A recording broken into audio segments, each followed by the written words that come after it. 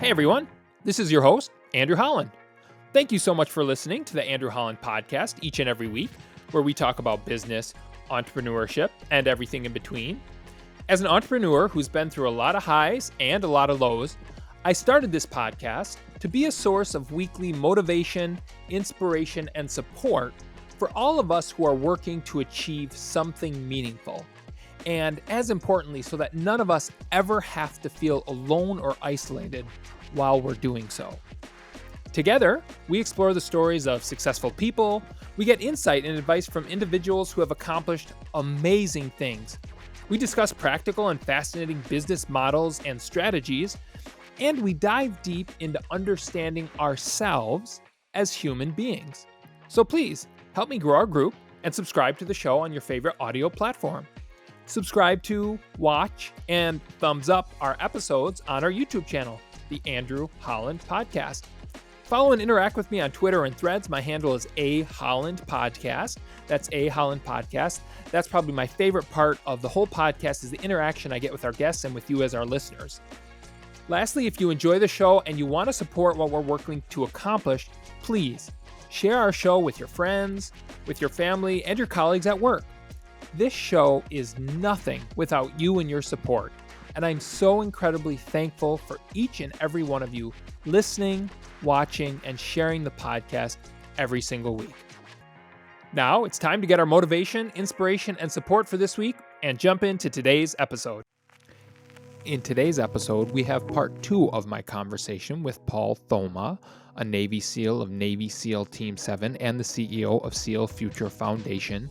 He joined me in studio and we had such a robust, fun, dynamic conversation that we were in studio for almost 3 hours. So you'll remember last week's episode was part 1 where we talked about how he decided to join the Navy SEALs, some of the missions that he went on, and we briefly talked about the transition and the struggles of that transition for him and other Navy SEALs and veterans from going from active duty into the civilian world. That leads into part 2 of our conversation, today's episode, where he talks about how he ended up getting involved with SEAL Future Foundation and becoming the CEO. And then we transition into how he went from, and he's still the CEO of SEAL Future Foundation, but he does a lot in Hollywood, and where he's now on the sets of many productions, including he's been involved with the production of Reno 911 and even the latest Top Gun. You'll want to hear this story. I had an incredible time with Paul, asking him all the details. He's talked with Tom Cruise or listened to Tom Cruise. He's just talked with Sylvester Stallone. Just a really fun conversation, and it's interesting to hear how he got there. So just like last week's, this is the second part of our fun, robust conversation. Paul, an amazing storyteller that really prides himself in that craft, and you'll get to see some of the behind the scenes of Hollywood and some of the things he's been involved in. It's a really fun conversation, just like last week's was, but this one is focuses a lot more on the Hollywood side of things. So you'll enjoy it just as much as I did. While Andrew Holland is a CPA, a real estate broker, and involved in multiple businesses, including some investment companies, the Andrew Holland podcast is for informational purposes only. All of Andrew's views and those of his guests are solely their opinions and do not reflect the opinions of any of the businesses or companies Andrew or his guests are affiliated with. You should not treat any advice, conversation, business recommendation, investment recommendation, or anything of the like as a specific inducement to make a specific business decision, take a specific action, make a particular investment, or follow a specific business or investment strategy. Thank you so much for listening and enjoy the show.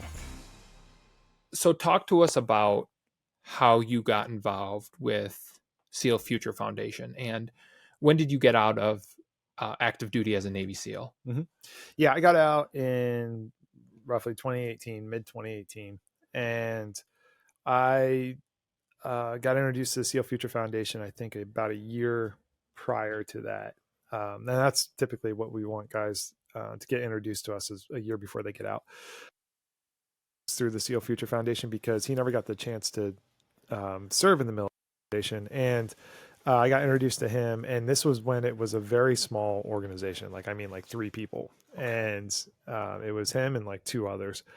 And I got introduced to him, and I told him, I was like, as any kind of team guy who thinks they know they got the world figured out as they're getting out, which is pretty much, we all have that attitude when we get out. Oh, I got it figured out. I'm going to do this. I'm going to do this, this, and this. And I was telling him, I was like, hey, this is where I'm going. At the time, like I was boxing a lot, and I was like, hey, I want to pursue, like, cause I wanted that physical aspect. I was like, I want to pursue boxing. I want to do that. And he was like, all right, like if this is what you want to do, there's not much longevity here, but like, he didn't like bat it down. Right. He was just like, let's see what we can do. Right. And quickly, like, I think it was like 6 months into like some really heavy training that I like injured myself. And I was like, oh yeah, you're right. Like, this isn't going to be a good long-term solution. This is not what I want. And so like, that was a hopeless dream kind of thing. But I still love the physicality of it and just the chess game behind boxing. It's just the mental side of it. Yeah. And this, your training was while you were still in the Navy SEALs, or this was after? Yeah. Okay. I had gotten more active in while I was in the SEAL teams. I was actually an instructor at this point. So I wasn't in the active SEAL team. I was at the training command instructing SEALs to go, help them for their deployments. And so like at the same point, I was exploring the various aspects of like what I wanted to do with my life next, and really how I wanted to, like, again, from my transition from football to the Navy SEALs, like what was going to be the next thing to help me feel that sense of purpose. And all the things that I learned from the SEAL teams, which this kind of goes into that point that you mentioned, like what's it like to transition out of the SEAL teams?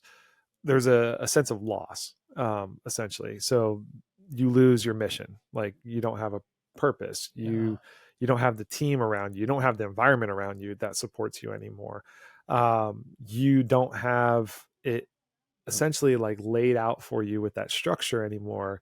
Now you have to develop your own structure of how to move forward, unless you're going to go into like some kind of other corporation that kind of provides that for you.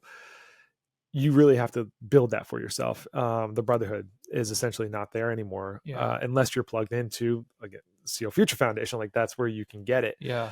And so you have this sense of loss, and then you have these physical ailments that follow you in a sense, where those social aspects, because we're social creatures and we work in a tribe environment really well together. I could go on 2 hours of sleep, 4 hours of sleep every night for a week. But if I'm in the environment with my team, I'm like getting I'm fine, and I can operate that way. I'm very clear headed. I do that for one day without that social environment, it's catastrophic.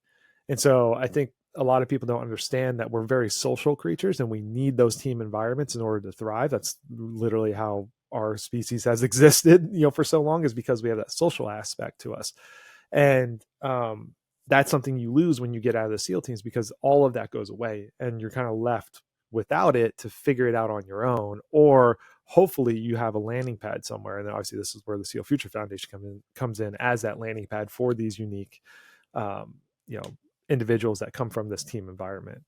So it's very interesting, like going, like, I didn't know this when I was going through it. Obviously I didn't know like all these aspects that are involved, being involved for so long, and very, very much diving into the problem set that is this transition for veterans. A lot of that comes from that, where you go from this environment where you have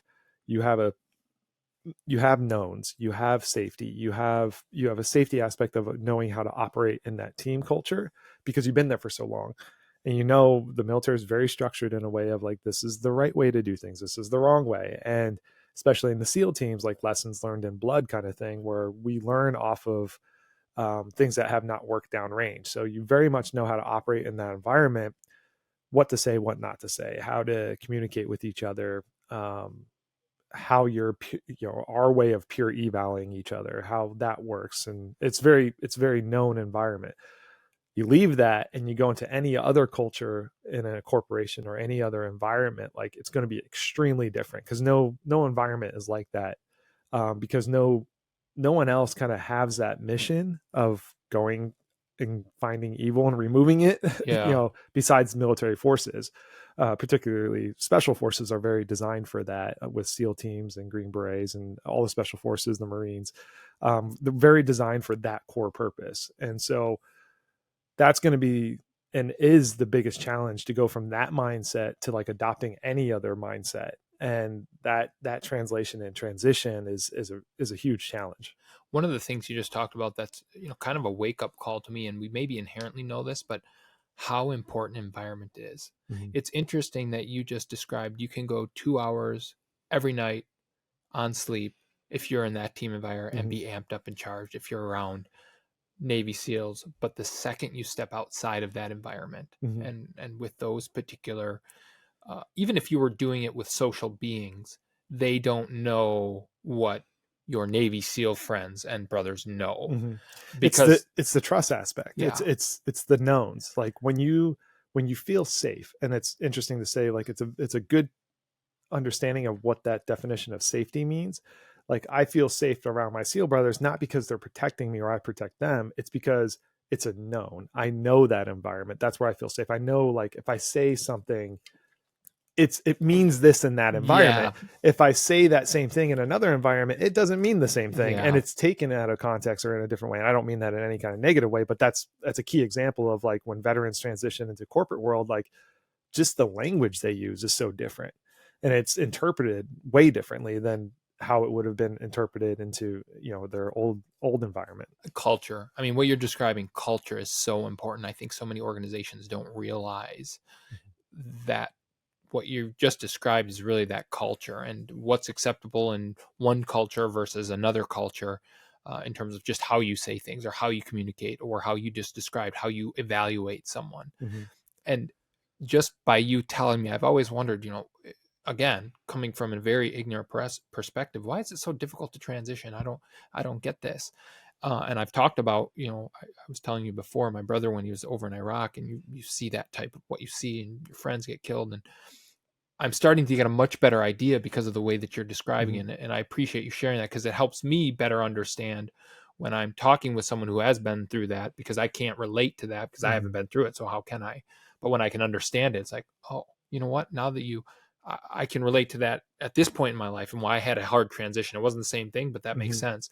So why do you have to leave the Navy SEALs? Like, can't you just, obviously physically you can only do it for so long, but like, you're still physically fit. You could still, like, I was reading the founder of SEAL Future Foundation's story.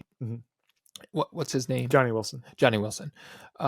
And I found it fascinating because, just as you described, he was comfortable in this culture, and then he went into investment banking, and he went to the finance world, and lots of success and everything, but he just felt lost. He just felt miserable. And so what did he do? He went back to serve, because it was the culture that he knew.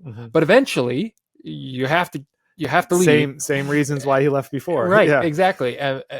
And he was like, but the result's going to end up being the exact same if I don't make a difference. For you, I think about, like, I love structure. I love culture. We as humans are creatures of habit.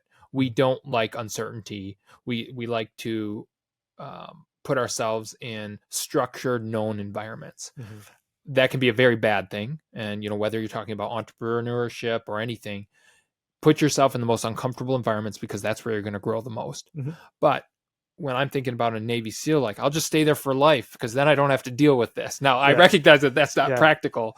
But that's a lot of guys, that's their intention. Like, they're like, the feedback that a lot of people who get involved with our organization, like, the main feedback that kind of shocks them is that, like, Navy SEALs will say, hey, I'd rather do a whole nother career in the SEAL teams than transition again. Like, because, like, that is the scariest thing I've ever gone through. And, like, they hear that, like, transition's the scariest thing a Navy SEAL has gone through. It's interesting because it's true. It's very true that's it's a scary because it's unknown, and it's not in this sense of, like, we know unknown because we have that safety of our team. Like, we can go into unknown environments and operate, but when you don't have any knowns, that's where it's, like, super scary. So why did you have to leave the Navy SEALs? And I say, maybe you made the choice, right? Or maybe tell us about that. Yeah. And again, this goes into, like, everybody has an array of reasons why they leave, whether it's, they're kind of just like, cool, I felt like I've gotten my fulfillment from the SEAL teams. I went and did good things, and now I want to go do other good things. to where guys, get medically retired and they're just like, hey, my body is broken and I'm literally getting medically retired, to guys that are like, hey, I've been in for 32 years. Like, it's time for me to move on. Those guys it's super challenging for them. I just talked to one guy who's 33 years in and now he's about to leave. And he's like, what am I going to do? And it's like, yeah. And so like, I wouldn't even have a clue. Right. And so for me, particularly, like it got to a point in my life, and this is a little bit of kind of what I was dealing with personally outside of the SEAL teams. But, I had lost my father passed away when I literally just got out of boot camp. And, that was not interesting, but it's just it was a tough relationship that me and my father had. Yeah. And then, but he was your father nonetheless, and now he's gone. Right. Yeah. And so, but I had the SEAL community that adopted me. It was like perfect timing. Yeah. I also had a stepfather, and my stepfather, I was very close with him, and he ended up passing away like 2 days before Christmas one year, unexpectedly, while I was in the SEAL teams. And I had to like immediately go back home and like take care of the family, and spend like Christmas Day planning a funeral and all this fun stuff that you don't want to go through, and just like essentially picking up the pieces of the family, especially my mother. And that, like, prior to that aspect of my stepfather passing away, like, I was all in planning on doing like a 20+ year career in the SEAL teams, like going to the higher levels of the SEAL teams. And that was like my focus. I was very focused and very dedicated towards that aspect. It's when I saw my family was doing without that, I was like, started to get torn between like, okay, I started spending my time and my focus split between the two. And one for our next deployment. And so I was managing both, and I was doing well at managing both. And I think it was like a few weeks before we were supposed to leave for deployment, which actually, there's a lot of details in the story. I like sold my truck, sent money back home to take care of the family. I was actually living kind of couch surfing, which was great at the time because like I wasn't home all the time because we were training a lot. So like it was just kind of hopping around, and I was just living a little nomadic, which actually worked really well because also I had that team environment where it was completely fine. Right. It wasn't until that I got injured. Basically, I was boxing, and I had already had some previous tears in my shoulder, just through the all the way. I had torn supraspinatus, bicep tendon, labrum, subscap, near complete tear with a retraction. Yeah, my left one. And it, like, that injury, I didn't know how bad it was until like I went and got like the MRI and stuff for it. And I was supposed to leave for deployment, and that injury kept me from deployment. And it was like, that's when my personal downward spiral started happening, where like the team that I've been around for so long and I was doing workups with, and we were about to leave for deployment that we were all looking forward to, they were going to leave, and they left. And I was stuck left behind and dealing with this injury. So I was physically hit. Obviously I was pretty hit from the family side of it too. And now like the team side of it, I got hit, which was like on all fronts, where that was my kind of like, what am I going to do now? Fell into a bit of depression, definitely anxiety. Like that's where that unknown environment started coming in. Yeah. What year was this? This had to be 2017. Yeah. Because at this point you knew you couldn't be an active Navy SEAL anymore. Well, no, I was of this. Well, basically I told the doc, and he was like, all right, cool. Hey, you tore your shoulder all these different places. I was like, cool, I'll get it operated on when I get back from deployment. And he's like, you cannot go on deployment. I was like, no, I'm going on deployment. Like there was a fight there. And he literally like had to tell my command, like, this guy cannot leave for deployment because his arm's going to be shot. And that's kind of that's the battle that every team guy ends up going against with medical, is like, no, I'm going, like, I'm doing this. And they literally have to fight us to the ground to be like, no, like you have to understand, like, you're going to be a liability now. And once you hear that, once you're like, oh, I'm a liability to the team, then it's kind of a self-selection point where you're like, okay, I can't go because I don't want to hold my team up, or I don't want to put them at risk. Yeah. And I had to get operated on. So ended up getting surgery. And it was the first time in my SEAL career where, there was, and this is kind of the scary part, like there's time off where you're like, okay, I don't have what I'm doing next week or the following week. Like literally they're like, hey, cool. Like just go chill out for a couple of weeks. I'm like, well, what do I do for a couple of weeks? It's usually all planned out. And that terrified you. It was, I think at the time I approached it as like, I'm always approaching things optimistically. Right. And I'm like, okay, cool. Now I can focus on this. So I was trying to obviously like figure out what makes sense, but not knowing all the things that I was getting hit by with like my team not being there. Like I didn't know how to define these things of that I was struggling with. And that's the scary part. It's like when you don't know what's happening to you, but you feel way off. It's like, I was just fine a couple of weeks ago. Now I'm way off. And like I've had injuries before, and they've never felt this bad. And the reason for it is because your team's not there, and that's a whole, that social aspect, right? Like when you're with your team, like you can power through anything and like literally heal faster because you have that team environment. And so, that was kind of the point where luckily enough, the guy who I mentioned was my mentor, in the SEAL teams, like he had, we were in Iraq together, and for that deployment, and it was the following deployment that I was missing out on, and he had went over to the training command. And so basically he was one of my saviors, where he heard what happened to me and I couldn't go on deployment and I was all banged up. And he was like, hey, just come over to the training command and work with me and like heal up over here. And like that like saved me, because it like pulled me back in, back into my team environment, but back into like this, it was SEAL still. Yeah. And it was in a training command aspect. And he was like, hey, just heal up over here. Like we're teaching this over here. I'm a breacher and I bring these other skill sets. He was like, hey, I'm going to have you in charge of these different aspects. And like, you're good, man. Like we'll take care of you. And like, then I started feeling good again. Fantastic. And, but it came to a point like that. I had to make an assessment at that point of like, hey, is this going to be forever? Is this going to be, is my body going to hold up? Because like to be in the Super Bowl is to go on deployment for us. Like I want to be downrange doing the good work. That's our Super Bowl. If there's never a shot at going back to the Super Bowl, it's challenging to stay in that environment. Yeah. And I started feeling that. I was like, okay, how long is it going to take me to get back into that team environment?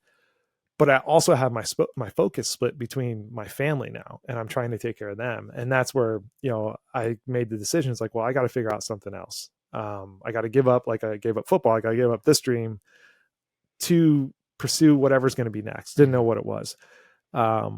And I see that's a very challenging decision to make, because, you kind of understand it at the point when you're deciding to leave the SEAL teams, you kind of understand like, hey, I'm leaving this environment.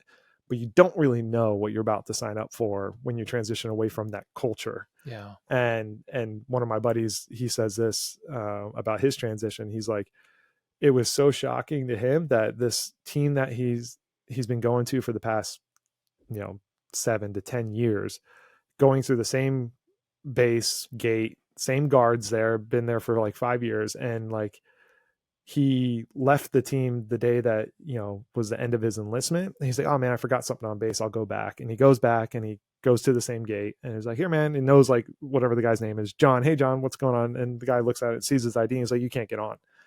He's like, what do you mean? He's like, yeah, you can't get on. Your ID's expired.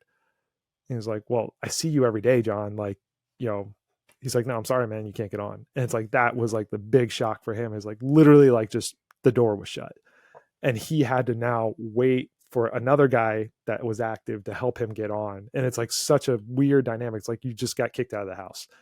And it's challenging. Well, I mean, just as you're saying, I can imagine like, that would send anybody in depression. Yeah. Like, I mean that wholeheartedly. Yeah. Like, imagine you work for an organization for 25 years and now your badge doesn't work, I can see why that would be incredibly terrifying. I never really thought about it that Mm-hmm. way. And the camaraderie, like now you're being told no, Mm-hmm. like you can't do that anymore. Yeah. So what did he do? Well, that, like, again, this was part of his story, but he was battling with all the same kind of aspects that culminate from that that happening to you. And it's interesting, like how much that social, mental, physical, everything is intertwined. His testosterone like went way down. Like once he left that team environment, like your endocrine system hits a major low, and like it tanks.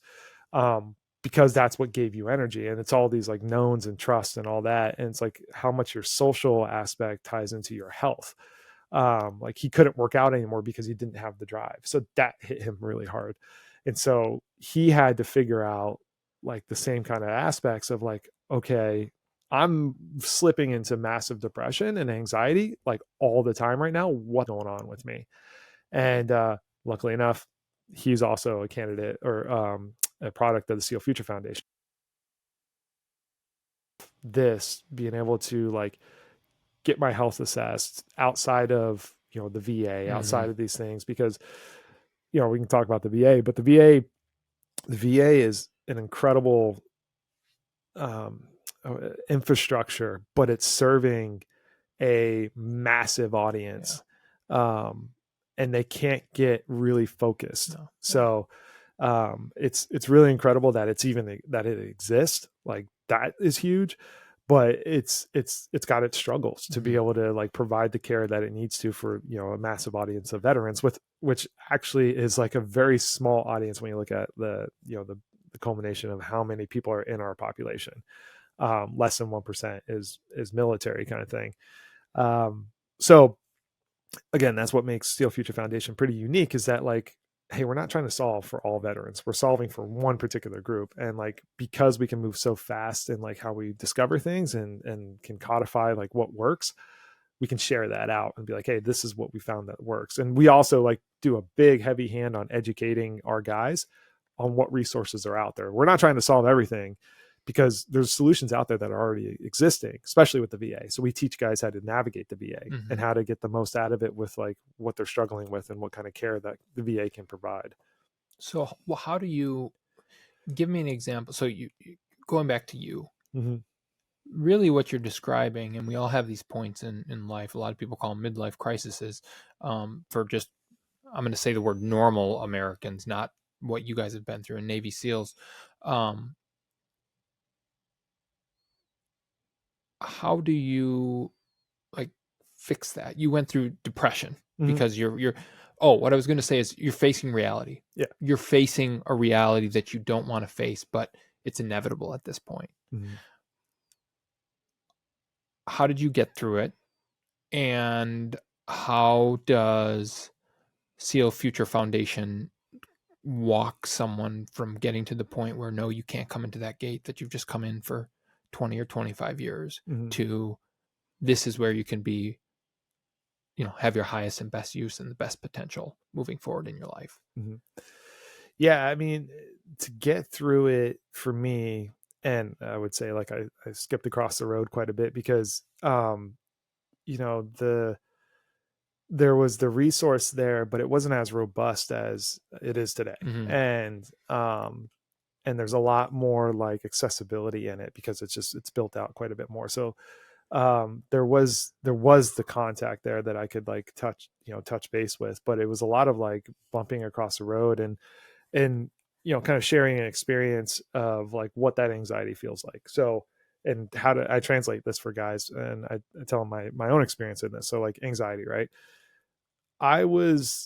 The way I would respond to anxiety in the SEAL teams is very different than how I have to respond to it outside of the SEAL teams. And what I mean by that is that a lot of our problems are solved with our physical aspect of our being, where if there's something happening, it's typically happening in a physical aspect. So I can respond physically to it to solve the problem. And that's where the stress comes in, where it's like, hey, if there's this like stimuli of stress that is making me anxious because I need to respond to it, I could do it in a physical manner, whether it be, you know, to the heightened state if I'm getting shot at, or if I'm, dealing with like a training exercise where we're trying to like climb a ship or something like that. Like if the whatever, something happens, someone's falling or whatever, you respond to it physically. Yeah.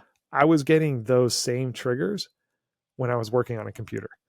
And that's what the difference was. Like I would get a trigger response to the stress, the stimuli when I was working on this computer trying to solve a problem, all mentally, like with a computer, and I couldn't physically respond. Yeah, you can't pick up the computer and Yeah. start doing. Yeah. Just yeah, you could definitely throw the computer. you can. That's not going to solve it. No, that will make it worse. So, but I couldn't respond to it how I knew how to respond. And anxiety, and those who deal with it know that once you're triggered and you don't have a way to process through it, it lasts about 6 to 8 hours.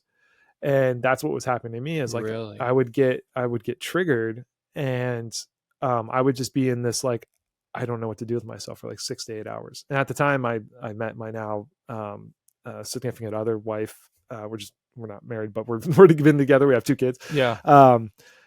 My girlfriend at the time, like, she was witnessing this, and she would say, like, she would see, like, I would get triggered, and then she called it. She was like, it's like 6 hours that you're just like, you don't know what to do with yourself.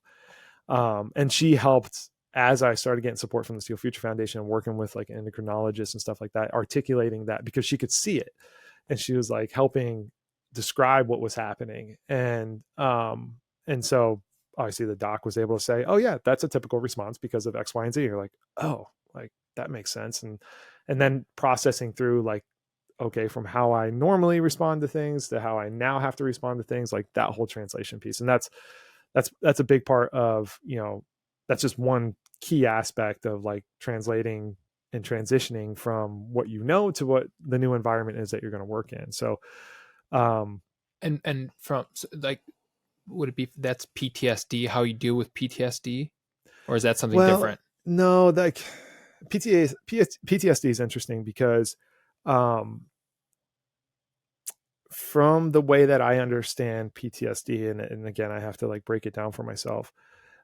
PTSD is when you go through a situation and it's a survival situation, and you respond to it in a way that you end up surviving. That gets stamped as far as like, this is how you survive when this feeling comes up. Isn't that what you were just describing though? When those triggers, what you needed to, how you survived, you used physical exertion. Right. So like that, and that's why I want to articulate it this way, because like, I don't want to like misconstrued or like there's a stigma around PTSD and what it is for veterans. Oh, and okay. Like I learned this when I got into Hollywood, and it was like, whenever you brought in veterans into a movie, they're like, okay, where's the PTSD and where's the suicide? Like, they're like, those are the two things that Hollywood associates with veterans. And you're like, crazy to think like that's the public image, or at least the storytelling image of veterans. So like articulating like what PTSD is for everybody, because everybody has some form of PTSD. It's that survival kind of aspect that gets stamped. Like that, understanding what it is and understanding like, okay, once you understand it, then you understand how to like, oh, okay, like there's a way to work through that to like remove how I used to respond and, see what works in this environment and apply that. So PTSD is kind of that aspect that you have to learn and be able to understand how to work in that. It's not easy to do, and it does take a lot of things that we found, like modalities that support PTSD, guys able to work through their PTSD, and a lot of that comes from this cutting edge or leading edge type of modalities, which are around like plant-based medicine and stuff like that you may hear about. Those are seeing significant, like very impactful results of how someone can step outside and really redefine how they respond to things because of, like, again, their experience and how they were responding to them. So PTSD is one thing. And then there's other ailments that guys have with like TBI, with brain trauma from blasts and things like that also different modalities help support with brain connectivity and cognitive function, and neuroplasticity is like one of the key words. Being able to remove the trauma, or like, again, this is my best way of describing it, is be able to like get the brain to operate more efficient, or back to where it's like operating in full capacity, with the neuroconnective tissues that need to happen. So PTSD, I want to, before, when you were talking about you sit in front of a computer mm-hmm. and you have these triggers, that's anxiety. Mm-hmm. Yep. PTSD is kind of a different form of anxiety. And it's interesting you say that. A lot of people do think about veterans with PTSD, but in my experience, I know lots of people across all walks of life that have PTSD. Yeah. So I'm not sure why we have this caricature. I mean, yeah. But so that's the distinction you were making between PTSD and the anxiety. Yeah, and they're intertwined in some cases, right? And so in your scenario, help us understand. So before, when you had this anxiety, because these things were triggered, you would respond physically in the Navy SEALs. Now you're in front of a computer and these triggers occur, and physical exertion will not solve that.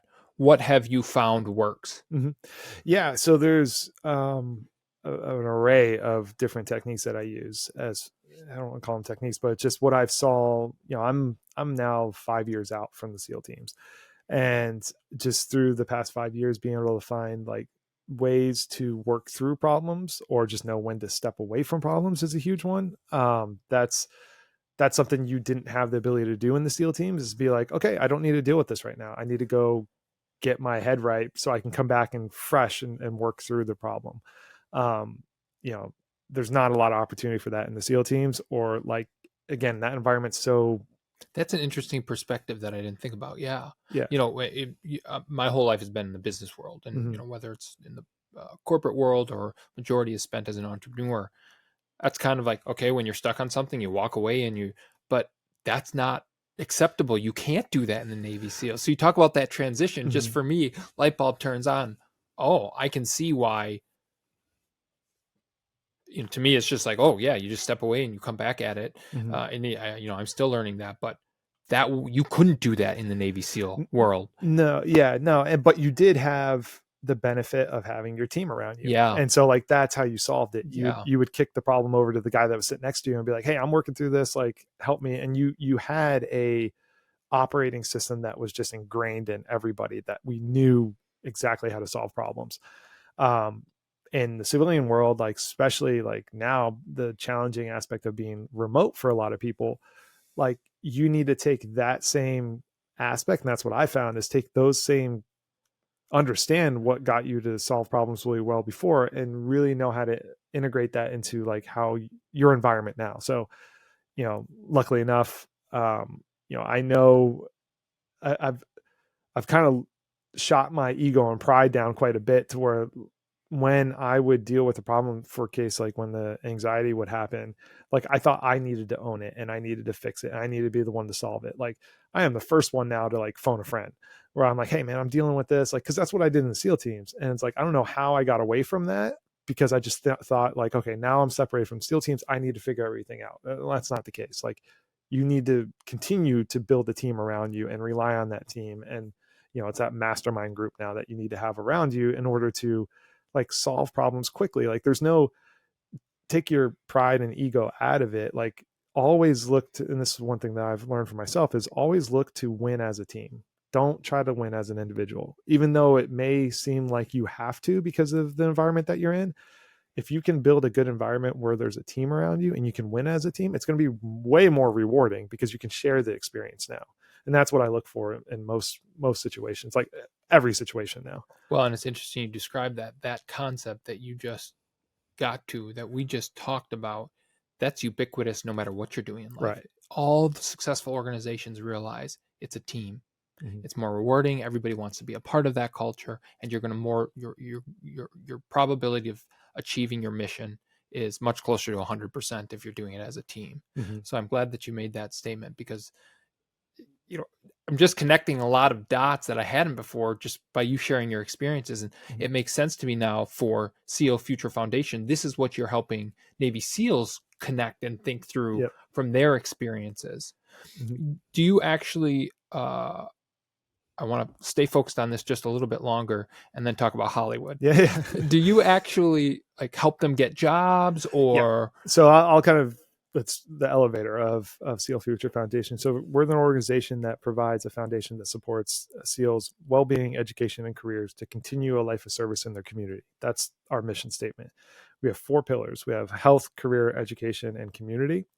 Our big mission around all of this, and to put it in like simple terms, we're going to help these guys with the resources they need in order to operate in their new environment, all for the purpose of to continue a life of service, to serve others, to take their unique skill sets and leadership and drive and decision making and problem solving, and take that and go apply that to do good things.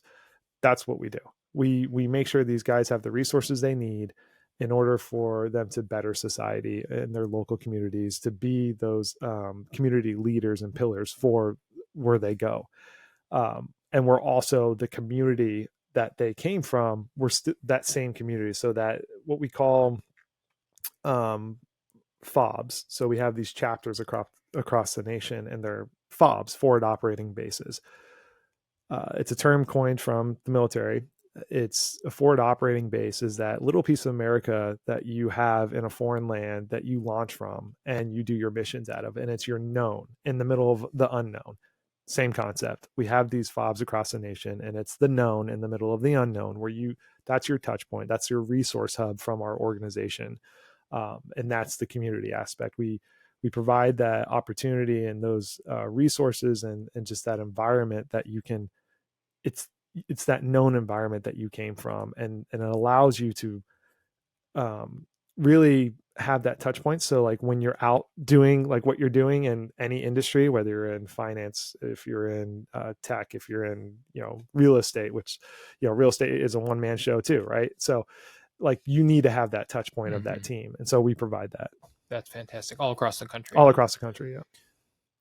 So you live in Los Angeles or Reno? Yeah. So okay. I'm back and forth between LA and Reno, but like moved the family to Reno. We tried it out for a year, ended up staying. We have a lot of family support there. So I jump around and launch out of there. And you're here in Phoenix because you guys have a big fundraising event. We have a big fundraising event tomorrow, golf tournament. And this one's super awesome because the guys who put it on, it's a challenge, right? It's called the 3-Gun Classic. So you get to choose 3 clubs, and you participate as a team, a foursome, to on this par 3 course, and that's the challenge, is being able to do it with 3 golf clubs. Yeah, you got to be pretty talented. I can't even do it with my whole bag of golf clubs, let alone 3. How did you become the CEO of SEAL Future Foundation? Tell us how you got to that point, and how, because this is kind of your mission now, your life purpose. This is what you do. Yeah, and this goes hand in hand of being a storyteller, and so. I got out, and the organization helped me so much, right? And it was really that touch point, that connectivity for me, that it helped me so much that I was like, hey, I want to give back. And again, that's what we find with anybody that you help. Like you help them, they're going to want to give back. And I asked the organization, I was like, hey, what can I do for you guys? And like, hey, we need you to run the LA FOB. Like, can you run that community? Because there's guys that go there, and we need someone there to run it. And I was like, okay, cool. Yeah, I'll do it. So signed up for that, volunteered with that as I'm, figuring out my own career. And I spent a lot of my time volunteering for that because it fueled me, gave me purpose. And so I teamed up with a lot of the SEALs that were there and the civilians that were in the area. And naturally we're like, okay, well, let's make an impact for the organization. Let's fundraise. And that year, we really stepped on the gas and became the top fundraisers for the organization. We raised like $1 million that year for the organization. What year is this? This was in 2021. Okay. Yep. And so we raised a bunch of money, and it was exactly what the organization needed. It wasn't doing well at the time with fundraising, and it was before the end of 2021 that the COO at the time had reached out to me. And I had worked with the organization like that year, with helping other fobs build, because they're like, you are doing a great job building this, can you help other ones build? I said absolutely. And so before 2022, he was like, hey, would you want to come on full time and help fundraise at scale and like do this across the nation and stuff like that? And I was like, didn't know what I was signing up for, obviously, but I did. I keep things simple for me. I'm like, hey, is this going to continue to like, am I going to be able to do what I want to do at a higher capacity? Meaning like, am I going to be able to help the next guy have the same experience that I had at the organization? It's like, well, yeah, like if I can raise more money, more guys are going to get help. The trick is like, how do I balance that with, my career in film and television? And so, that's when the decision, I was like, yeah, I'll come on full time. And so start of 2022, I was full time, on board with the team. And quickly the organization was growing very rapidly. And by the middle of the year, we had a kind of a reorg, an organizational shift. We had to realign, and our CEO at the time ended up taking a knee and stepping down. And the COO who hired me, he did the same thing. So the board and everybody was like, okay, well, what's the next, who's going to lead this organization? And they reached out to me and they said, hey, we see that like you have, at the time I kind of saw, I was already kind of serving that capacity. And they're like, well, would this be something that you would want to do full time? I was already doing it full time, but they're like, hey, do you want to lead the organization moving forward? And went back to like, well, what's A plus B? Yes, this helps me help the next guy even more. And I said, yes. I was like, yeah, I'd love to run the organization, help lead the organization, help build the organization for scale. Because as you know, growing any business, like when you go from that startup mindset where you're just continuously just doing what makes sense, spinning all the plates, and you're trying to go to a sustainable model, extremely challenging. Yeah, it is. Like it's very hard to move into that. Like there's key things that you need to have for that to even work, and let alone in a remote environment, national organization like that was and we're still working through like how do we scale into like more efficient organization. But yeah, I love that aspect. I love the business aspect of growing an organization and seeing the team grow and seeing the impact grow. And so that's how I progressed into helping lead the organization. And that was 2022? That was mid 2022. Mid 2022. Okay. Yeah. Hollywood. Yeah. Tell us about how you got involved with Hollywood. You're an actor, you're a writer, you're a producer. I want to know what movies you've acted or wrote for or produced in, and how that even came to be. Yeah. So this one's interesting too for myself, right? Like I go from an environment where like we're clandestine, we're like behind the radar. Now I'm going the opposite, right? I'm going very public, I guess you could say. I was obviously in the SEAL teams, and it kind of goes, but the first tip of the hat for that for me, like kind of aspect was I dated a girl that was an actress, and that was kind of like my first eye opening to like what that industry looked like, because I'd go to the events with her and kind of see what it was. And she had said at one point, she was like, well, why don't you just get out of the SEAL teams and travel the world and do acting with me? And I was like, you're nuts. Like, I'm not leaving the SEAL. Like, why would I do that? Like, this isn't for me. And but is this a world famous actress? she's known. Yeah. Okay. Yeah. So I'm not going to ask you who it was. Yeah, that's all good. But yeah, I that always stuck with me. Like, like for some reason it stuck in the back of my head of like that world, that what she kind of like opened my eyes to a little bit. And so like, again, the story that I told you about my transition and stuff. So like, what year was that when you kind of were exposed to that world? Oh man, that had to be like 2015. Maybe. Okay. Yeah. Okay. Yeah. And maybe around that time, I could be off, but I feel like it was 2015. And but that kind of stuck with me. And so as I was trying to figure out, after boxing didn't work out, obviously, I was like, well, hey, at least you tried. Yeah, at least I tried.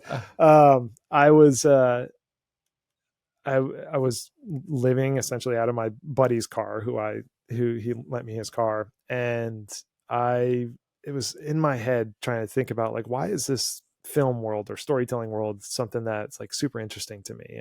And really, why do I have a negative view on it? Which was my initial reaction of like, why do I see it in a negative way? Which isn't like me to see things in a negative way. Mm-hmm. And I was like, I need to figure this out. So I remember vividly, like one night I was just did like a night workout, and I was driving off base, and I was going to my buddy's house where I was staying at. This is like 2017 in LA. This is in San Diego. San Diego. Yeah, San Diego. Okay. And so this is when I'm still in the SEAL teams at the in the active duty. And so I had time off. I had like 2 months off between these classes that I was teaching. And I was like, you know what? Screw it. I'm just going to drive to LA. And I was like, I don't know where I'm going, but I'm just going to drive to LA. Like it was very like, okay, let's see where this goes. So I remember I was going over the Coronado Bridge, and I could have either went south to my buddy's house that I was staying at, or go north and just drive to LA.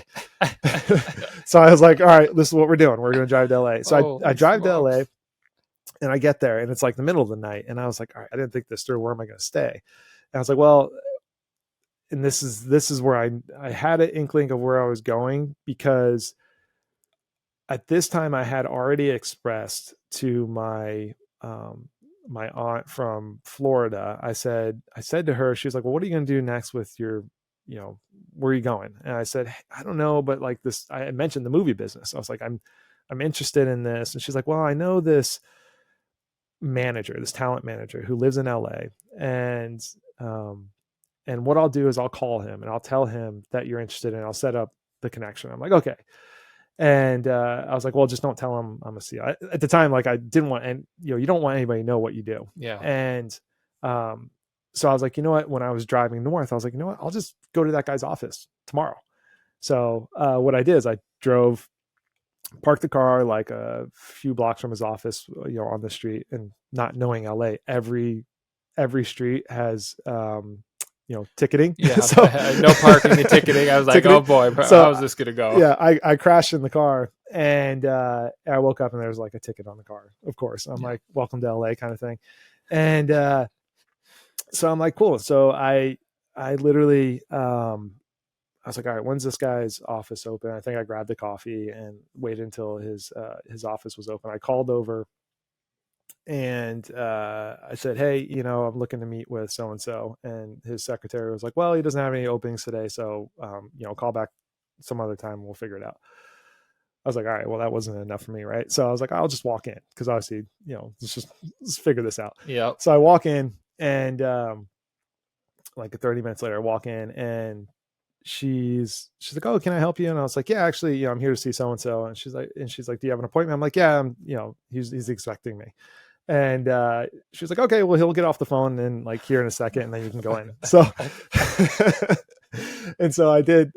He gets off the phone. I walk in, and I was like, hey, how's it going? My name's Paul Thoma. And he was like, well, who are you? I was like, oh, you know my aunt Lisa, I mentioned. And he was like, oh, because he like vaguely remembered her reaching out. And he's like, well, how can I help you? And that's when I was like, well, I'm in the military down in San Diego, and I was X, Y, and Z. He was like, oh, well, I was a Marine.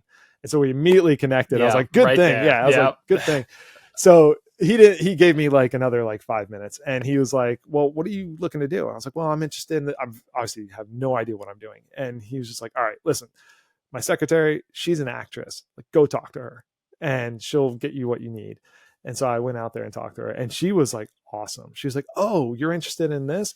She already had like a full printout of like resources that she kept for herself. Yeah. And she's like, hey, if you want to get into stunts, if you want to do this, if you want to do this coach, if you want, like, if you're interested in this technique, if you want to do commercials, like I was like, what is all this? That's fantastic. So she handed me that. I still have that document. Like, and so she introduced me to Jeffrey Meek, who was an acting coach out of San Diego. And that was my first acting coach. It's so crazy because like, I think I was rummaging through all my stuff like just recently, and I found that document. I found like my notes around stuff. I'm like, wow, this is before I even knew anything about film and television. And so I ended up taking classes with Jeffrey Meek, and he was the first person that really opened my eyes to what storytelling, what the purpose behind it was. and I immediately fell in love and of the challenge to be a good storyteller, both like not only acting but like the holistic approach. Because where I found a lot of connective tissue with my old profession as a SEAL was that acting is very much like you have to have a craft and you have to know how to work your craft. Same thing as a SEAL. Like your craft is like how, all the different jacks of trades that you do, like whether it's shooting, whether it's jumping, whether it's diving, whether it's, leadership, all the breaching, all these things that you do, like you have to have a proficiency and a continuous training in this craft in order to be good at it. And that's what acting gave me, was a craft to work on. And then, the storytelling side of it, like we in the SEAL teams go overseas and build impossible missions. And we work with different foreign forces, speaking different languages, and we do all these things. And it's this very like big orchestrated like effort. That's the same thing as building a movie, like massive orchestrated effort with these different departments, essentially speaking different languages, knowing how to communicate in this environment. And like, I was thrilled by that. And so those elements, those two elements were big for me, as well as just the amount of impact storytelling has for people. And that's where I really started diving in of like, well, what is storytelling? And it's what we're all made of. Like the stories that we tell ourselves, the stories that we tell others, the teachings that we provide from one another, like that's that social connective tissue. It's through story. And what story provides for all of us is when you're listening to a story, you always find a little piece of yourself in it, or someone else, or something that you're dealing with. And you can read the same book or see a movie the same 100 times over and always pull something unique out, because it's not that the story has changed, it's that you have changed and you're viewing it from a different way. So that transcendent space that story allows you to have, it really is what allows us to live fulfilling lives. And so I saw that as like, okay, well, this is where I want to be involved in some capacity. I don't know exactly what it is, but I want to figure it out and I want to be involved. And that's when I've done, numerous different coachings through the years, and being able to work with different coaches and different, ways of thinking, and all that thrills me. Just you're building your own toolbox of like how to be effective. And I still feel like, I mean, I've been doing this for a handful of years, but like, I feel like I'm extremely junior in the game still, of just learning and being like still thrilled by just the wonder and the amazement that the film and television can provide you as like you build a movie. Cause you really don't know if you're ever going to finish it, because it's so much goes into it. And I know this echoes through a lot of different like producers. Like I hear this from like big producers who are like, we know we're starting, we know we have a budget. It's always like every movie is so dynamic that like, yeah, getting to the finish is so rewarding. And then you still have to like get it out there. Yeah. So fell in love with all that. So have you been acting, writing, producing? What have you acted in? What have you wrote? What have you produced? Or films that you were involved in? Yeah. That I might know, which is very limited. Yeah. And I serve like a unique niche too right now because of the film world. And, surprisingly enough, we're having this interview because the acting strike just lifted. Yeah, it did yesterday. Yeah, yesterday. Yeah. So game on now. Like the writer's strike lifted, the acting strike just lifted. But so I first got involved, and it's so funny how like SFF, SEAL Future Foundation, and acting world have always connected. I could say arguably that all my employment in the film world has come from an SFF connection, which is pretty crazy. Isn't that awesome? Yeah. So a buddy of mine I met through an event that we did in San Diego with SEAL Future Foundation. I was introduced to him at this event, and he's in the film and television world. He's 20 plus year special effects guy. And this is like right when COVID was starting. And he said, hey, like, if you want to do this, like, I'll see if I can help you out. And it was funny because he was like, hey, stand right there. And he took a picture of me. I was like, okay. And he sent the picture off to whoever. And he was like, basically what he was doing was working in the background of like, hey, I'm working on this project and I want to get you on it. So we got to figure out how that works. And it was Reno 911, which was, I don't know if you know the... I mean, I've heard of it. I haven't seen it. Yeah. But... It's so funny that it's Reno, right? And now that I live in Reno, but Reno 911, and it's comedy. It's so hilarious that these guys, they're very improv focused on like the comedy that they bring to life, and they're extremely talented. I'm looking this up as you talk about Yeah, it, 'cause I want to see it. Were you in Reno 911? Or no, were so like it was funny because when you're starting in an industry, you don't get what you want right away. Oh, there it is. Yeah, you see it. Yep. Okay. Well, yeah, and that's logical, right? You have Yeah. to work you Oh gotta yeah, earn you got to earn your way in, doing whatever. And so he got me on that show being a COVID officer. So basically, taking people's temperature for COVID and like keeping that, like I wasn't anywhere near involved with the production. I was a COVID officer, like, but you're on the set. but I'm on the set. Yeah, when I'm on the set, yeah. and I'm in the bubble, is Yeah. what you called it, because like the bubble, especially for COVID, like that was the only way that you could work in the industry, is like, hey, everyone's getting tested once you're in the bubble. So yeah, so once you're in the bubble, yeah, in the bubble, you're in the bubble. So in the bubble, you're in the bubble, and like you can, obviously like be on set. So, and this was the funny part and the unique part about the film industry sometimes. So my buddy, he's running the special effects for this show. And like, this is where you want to be when you're getting into the industry. You want to be involved, but you don't want to be involved. You want to be able to watch everything. And that's what I got to do, is I got to watch all the departments work with each other, got to watch the, what you would call talent, like all the actors and the cast and everybody working, and how the whole circus is ran. It's definitely a circus. So you get to learn. You get to learn, Yeah. and you get to watch. And I could just sit there forever and do that. And I have a background obviously in the SEAL teams, but as a breacher, which we deal with like explosives and stuff. And so my buddy obviously was doing special effects, and he was rigging like demo on one of the stunts. And he was like, hey, you want to come help me rig demo? I'm like, yeah, absolutely. So I came in there, started, tying up some demo with him. And like, I could just imagine like everybody who's watching, like, why is the COVID officer like starting to rig demo? Cause nobody knows that my background. Yeah. Right? Okay. Like just That's keeping it that way. And then like he introduced me to a really good friend of mine. We become really good friends. Chris Dennison, who was working on the set. He's a stunt coordinator in the industry.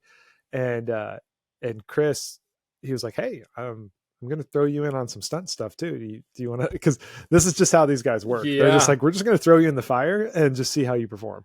And again, this is like what I love, because it's like out of my comfort zone, but like I trust these guys. Right. Yeah.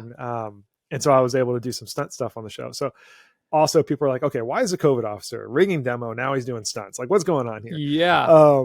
And it was just so fun. If someone watched that show, you're in there somewhere. Yeah, as a stunt. Yeah, you'll see me. I forget, it's like episode 8 of like the new season, or is it season 8? But I did this stunt where I was in like this full ghillie suit, and I was basically Tom and Ben and the cast were doing their bit, and it was, I forget the purpose behind it, but it was like this kind of training type thing.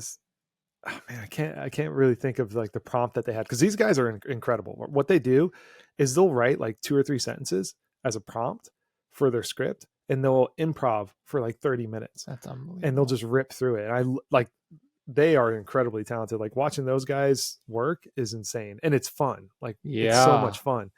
And they're very like, it's interesting because like they're so good at what they do, and they're so disciplined in what they look for, and they can plug in anywhere, even though it's like comedy and it feels light. Like, these guys are professionals at what they do. Like Jamie Lee Curtis came and did an episode with them. Like, I was there watching, like she jumped in, and like she's obviously extremely talented. A lot of people know her, obviously. Yeah. And so so you're in this ghillie suit, and no one knows it's you. No, like it's to surprise everybody essentially. And so they have like this piñata that's like hanging up off this tree, and like this ghillie suit like sniper is this thing that they kind of use as this adversary in the games that they're playing, and they're trying to do this piñata thing. And so the bit was where, at this certain part, I'm in this ghillie suit that I look like a bush, And when I'm cued, I like jump, I open up the bush and I take a machine gun and I shoot the piñata in half. And so like with the special effects and Yeah. everything. And so we do that. And that's, not everybody knew that's what was happening. And so we do that and we shoot it in half and it's like, oh God, like what's going on? And it played really well for the scene. So, that was kind of like the main bit that I did. And, That was the beginning of your stunt career. yeah, there it is. There it is. So, and then they had me like jump on the back of like a vehicle or like a tank that was moving, and we did some fun stuff. But that was like my introduction in that set. And every set you learn so much. The one that got me into like the union, the SAG industry, the SAG union is I worked on Top Gun, so the new Top Gun Maverick, the newer Top Gun, obviously. And I got on as an extra through another buddy of mine who like put me in front of the casting director and was like, hey, is there any opportunity this guy can jump in as just like background?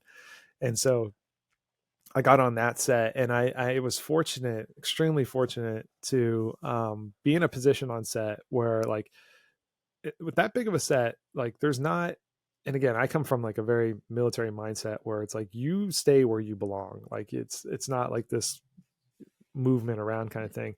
I had an opportunity to where like Tom Cruise, Jerry Bruckheimer, and Christopher McQuarrie were talking to the principal actors in like the school circle, like off the set while the set was getting set up. It was like the beginning of that movie. But we were filming like the bar scene. Okay. And they were just like, just waiting for the set to get set up. But they had like this little school circle where they like came together and they were talking about storytelling. And me and another buddy of mine who was friends with one of the principal actors, like were close enough as background actors to like kind of be part of that school circle to hear these guys talk about storytelling. And it was like amazing to see how they like just hearing their perspective, like Tom Cruise, Jerry Bruckheimer, and Christopher McQuarrie, like talk about like how their stories and they come together on it. And it was like you couldn't pay money to even get that kind of like knowledge, like them just chatting about it. And so I super privileged to be there and kind of pick up on that. And really what I picked up on was it was so similar to how we solve problems in the SEAL teams. Like they're dealing with they want this to happen, but there's all these things in the way. And so they're like, this is how we thought about it for this scene. This is how this one came together. And they were just talking about how all these things came together. And I was like, oh, this is just problem solving at such a high level with resources, right? Like obviously resources, but more so like you can have all the resources in the world. If you don't know how to problem solve, like you're done. Right. So again, like really fueled my desire to like be in the industry and just be around it. So those are like two, with Reno 911 and Top Gun, like my first two exposures to the film industry and like what it could have. But like every project I've been on has been obviously so unique in its own. So Top Gun, where were they recording? So this was in a studio, right? Big studio, like big building studio over in downtown LA. Okay. And what they had done was the bar, originally it was filmed, they built the bar on the beach in San Diego, and they had built that, but they needed to do reshoots for it. And so they took that bar that they built, this full building, and they moved it into a studio into LA. So like when you walk into the studio, you see this huge, like not huge, but like you see this real bar, like it's this building inside this other building.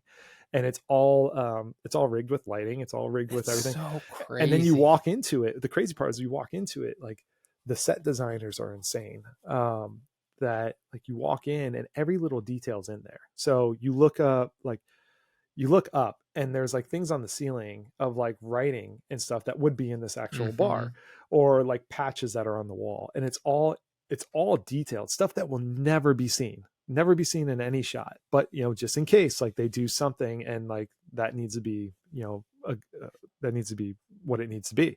So just insane the amount of detail that goes into like these set designs and set dressings and how all this comes together to tell this story, right? That's just just one other part of That's all. storytelling. Yeah.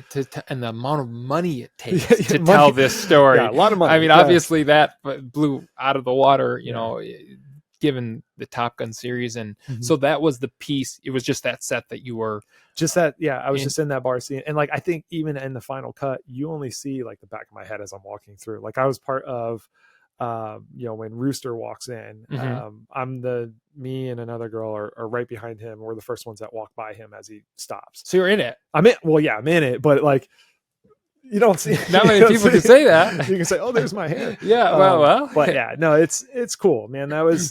I cherish that exposure because it was like, that's the beauty. Like now when I'm on sets, it's hard to get that. Do you get regular requests to be on set? Well, I have different opportunities across the board. And like I mentioned, like unless my buddy's doing a project and I can go on there kind of like a fly in the wall, like it's hard to be on a set now and just be a fly in the wall. Which I don't mean that any other way, but like I think that's where I just cherish those early opportunities of being on big productions and not being a significant part of the operation. Like typically now I'm always wanting to contribute, especially like as you know, doing more producing, like want to be able to help make this come to life. So I'll definitely, if I'm visiting a friend, I'll just, you know, visit, kind of stay on the back of the room. But typically as a producer, you know, I'm very involved with the orchestrating of things coming together. And again, I say this in like very junior in the game too, of like how all this comes together. Just, I think there's a lot of unique things that obviously I know how to do from just problem solving and stuff like that I bring those to the table, and just being able to, now I have enough knowledge to like people who are just starting out, like my friends who are getting into acting and stunts and all that, like I can help guide them to be like, okay, well, here's some things that I think that you could benefit from. Like, here's some coaches that I think would benefit you. And that's what I love too, is like being able to be like, okay, I have learned something in the past 5 years that I've been doing this. Like I can start helping others like really figure it out and move forward. What's your goal with this? To be a big time actor, or I think you'll just see where it takes you? Yeah, I think I'm in love with the craft side and being able to do the craft and really have opportunity for that and do impactful storytelling. I think what I go back and forth because like I've asked a lot of my mentors in the industry, like their thoughts around it is like when you become well known, right? It doesn't make it easier. It makes it harder. So it's like, that's what's, you know, that's the challenging part. Like, and good thing I've had some good mentors, because they're like, when those things happen, like you can respond 2 different ways. Either it can hurt you or it can help you, but you have to know how to like leverage when you start becoming more known. Can you leverage that for causes? Can you leverage that for these things? Like, do you want that? Do you want to become more known? Not really. No, I mean, like it's, I think because I want to be prepared if it, you know, I'm trying to be prepared if it does and will, I know it eventually happen, because I just love storytelling so much that I want to do big significant stories, and that big budgets making big impact, and just naturally, like I know I'm going to get exposed more. Do you want to be an actor in it? Or I definitely want to do acting. Okay. And because I love the front of the camera, being in front of the camera. And I mean that in the way of being able to help tell the story in the most vulnerable way that it would put me in, because I love the challenge. So there's always this dynamic between stage work and doing camera work, where, you know, the saying goes where, stage work is like being on a tightrope, like there's no cut, there's no this, and then camera work is like being on a line painted on the floor, because you can always like stop. And I love both. Like I've done a little bit of both, and I think like the more I can do that and do it in service of like an impactful story, like that's what I want to continue to do. And whether I'm able to help write, produce, or act, like, you know, kind of being involved in any facet, like really thrills me. And that's what I'm that's what I want to be involved with. So like when it comes to, you know, do I want to be well known? Do I want to have this like famous aspect of it? I think the only thing I like about those who are doing that, like who I kind of idolize around, is that they're able to do great storytelling. You know, I always look at like the Christian Bales, the Tom Hardys, the Daniel Craigs, even Mark Wahlberg, like all these guys that are kind of come from like this action type drama that I fulfill. Like I look up to them in the sense of like, they're able to do really great storytelling, like big storytelling, that comes with, you're going to get known because of that. So, okay. So I'm going to put in my calendar. Paul Thoma has invited you to the movie premiere. Okay. done. Great. Yeah. Done. I don't know what year that is, Yeah. but I'll be waiting for that. Yeah. Invite. You're in there. So, so you talked about Tom Cruise. Who are some of the other best well-known people that you've gotten the opportunity, maybe even as a fly on the wall, to see them in their craft? Yeah. John Krasinski. So, okay. And John, I got to work on Jack Ryan, so the Amazon series. Really? I worked on that. It was awesome. I got to spend like 4 months in Europe working on that, on their season 3. And what were you doing for them? So that's that like unique niche that I also fill, where what's better? Do you want to take an actor and teach them all the SEAL stuff and have them perform? Or do you want to take a SEAL who knows a bit about acting and have them perform? And so like, I kind of get hired for this like unique niche where it's like, we need the tactical aspect, but we don't need you to look like a joke on camera. Right. And so, that's kind of like where I found like my in, and that's where I was able to, get an opportunity, through some great connections to be able to do that. And I got to work on Jack Ryan and really see how all that gets orchestrated overseas. We worked in Budapest, Greece, Slovakia, and Spain, and just really, you're doing the real deal. Like you're doing it in these different environments and these different sets, working with like all types of aerial and ground mobility. And it was really cool because it's an action show. And it's very thrilling to be a part of. So you're in Jack Ryan season 3. You do some of the stunt work. Yeah. Would I know it was you if I saw it now that we've talked and I know? Yeah, you'll see. I'm in the first episode too. So we helped Jack, in the first episode. So I'm gonna have to, and I would see you. Yeah, you'll see. Okay, yeah, so I'm gonna have to look for that. What I've always wondered. So it's really interesting to hear your perspective. The magnitude of a production like that. It's almost impossible that it can come together like that. I just don't know what's crazy. how. Yeah. I mean, that Jack Ryan, for example, obviously huge. How big is a team? Well, it depends on like what you're filming, but for doing something overseas in Europe like that. Well, you got hundreds of people involved, like for sure. And it depends on like what you're orchestrating for the day. Like we had this big scene where these trucks, so I dual had it as I was there. So I not only did the role that I was hired for, but I also served as like one of the stunt truck drivers for them, driving these military rigs. And we're driving across this bridge in Slovakia, this actually brand new highway that we were able to film on. And you had to drive at like this high speed to do this action sequence with like this helicopter and everything, and drive it across this bridge through this tunnel. And it was part of the action sequence for when Jack comes in and stops like this big thing from happening. And so like being a part of that, like there's so many people that are involved with that production coming to life, that it's insane. Like you said, like, how does it happen? Like, how does it end up getting to completion? And honestly, that's the, I would say the mystery in it all and the beauty in it all is that like you're able to be part of something so big that it takes a massive effort, and it's so rewarding at the end when you see the final product and you're like, I remember like, when you watch it, you're like, yeah, this was happening at the same time. This happened at the same time. Oh, they cut right before this happened. Like it's pretty cool. I was going to ask, does it kind of spoil it for you? Because I look back and you're in that world. You look back and you're like, oh, I remember that set. I remember that set. It takes some of the, you know what I'm saying? Yeah. Right? The appreciation of the story from, Yeah. It's just like, it's so real to me. Right.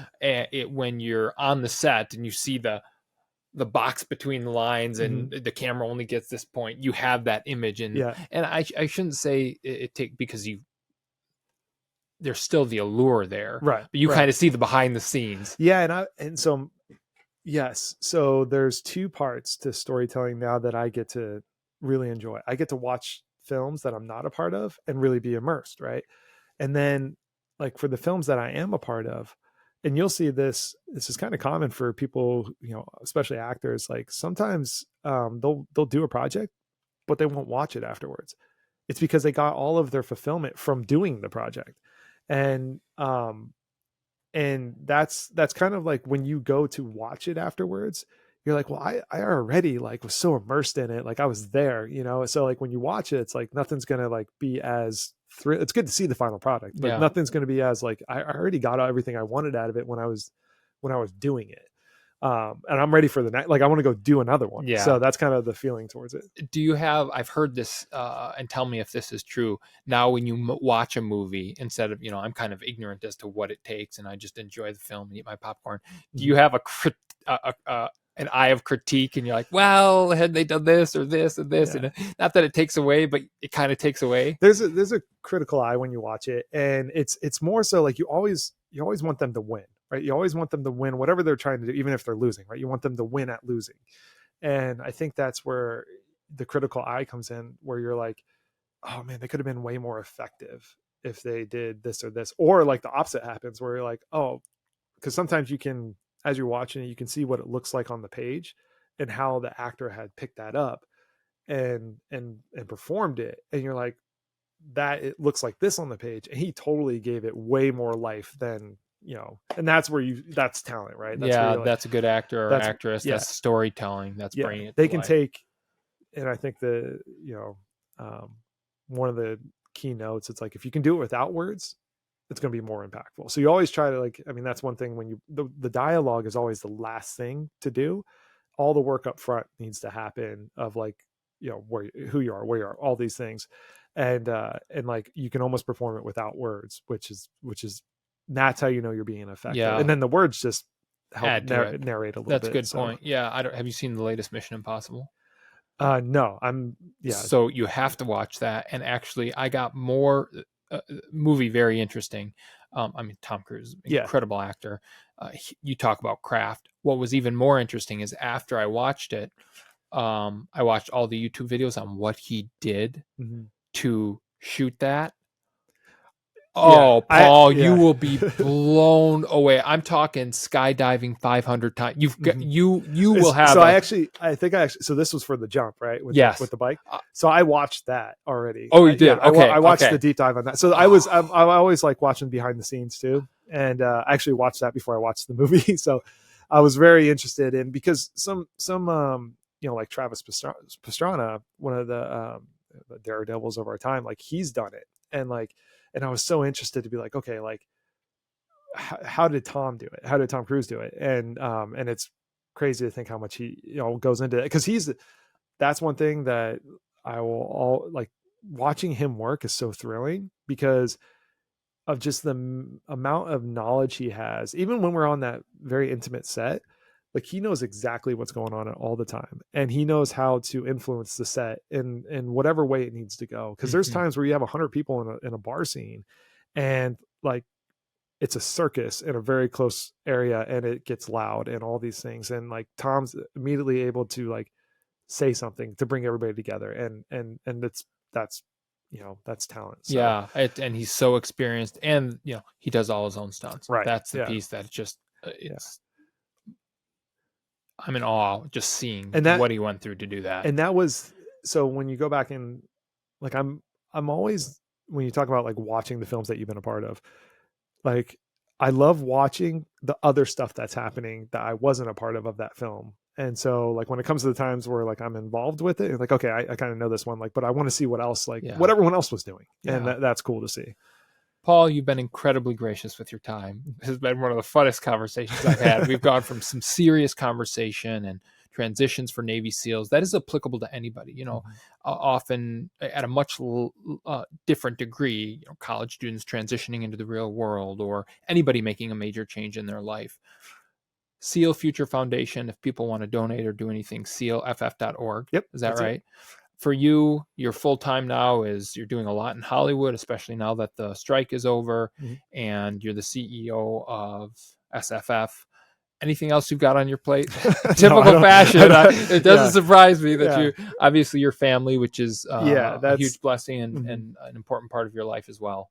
Yeah. I mean, that's where my focus is. I have a 3-year-old son, just turned 3, and I have a 9-month-old son. So like, these are very like pivotal moments in their life that I want to be a part of. So I'm very much like making sure I dedicate time towards my kids and obviously my wife, and really that's priority, right? And then everything else echoes off of that. So SFF and the movies are I'm maxed out right now. Well, that's good to go. So you've got a lot on your plate. Anything else we haven't talked about that you want to share with our listeners that you think would be, whether humor or professionally, or anything you've learned across the journey? I would just say, it's a continuous effort every day to work through whatever you're working through, and you're not going to solve it in one day. And I think just having a consistent like pattern and like understanding around, development takes time and understanding takes time. And I think what has always been the thing that I've leaned on is that I might not know it now, but I'll eventually will. And I think it's very simple to just do the things that you can do in front of you. Try not to focus on things you can't control. And I know it's been stated in so many different ways, but I think that's really is the key to just living a fulfilled life, and trying not to figure it all out at once, and really just enjoy and be present. And I think that's really what I focus on day to day. I have all these things going on, and there's so much, vision and planning behind everything, but really just trying to find presence and pleasure like day to day, and just the interactions I'm having or the people I'm meeting, and just that's really what you're going to remember in the end of it. And the fact that you accomplish things, it's great, but do it as a team. And I think that's what I would encourage people to have that mindset. Paul, thank you so much. Yeah, absolutely. Really appreciate your time. Yeah. This has been fantastic. Thank you. What a fun conversation with Paul. I mean, talk about a dynamic individual. I love that conversation. Hopefully you did too. Share your thoughts with me on Twitter.